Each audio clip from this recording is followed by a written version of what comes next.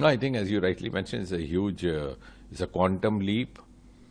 And of course, after 40 years, an Indian astronaut has gone up, but there's a huge, huge difference between the expedition that happened in 1984, where Rakesh Sharma went. Of course, Rakesh Sharma is still around. He's been very cooperative in all our missions, even in Bengaluru. He's been working with our team ISRO.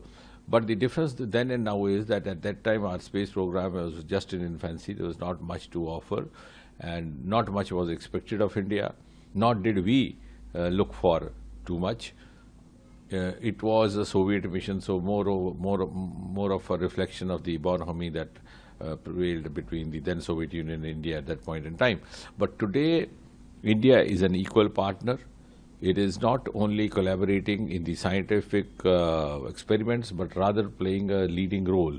Like, for example, among the 4 crew members, it is Shubhanshu who's going to be the most critical component of the entire crew, because he has been assigned to perform the various experiments which have been broadly classified into 7 categories. They deal with life sciences, they deal with the possibilities of habitat and life in space, in microgravity, the effects on human physiology, the effects on muscle functions, the effects on cognitive functions when you are constrained to watch a computer screen for prolonged, protracted periods of time.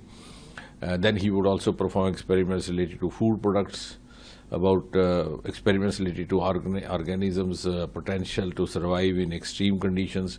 And all these experiments are going to benefit the space exploration programs across the world, not only India. So India has now taken a lead.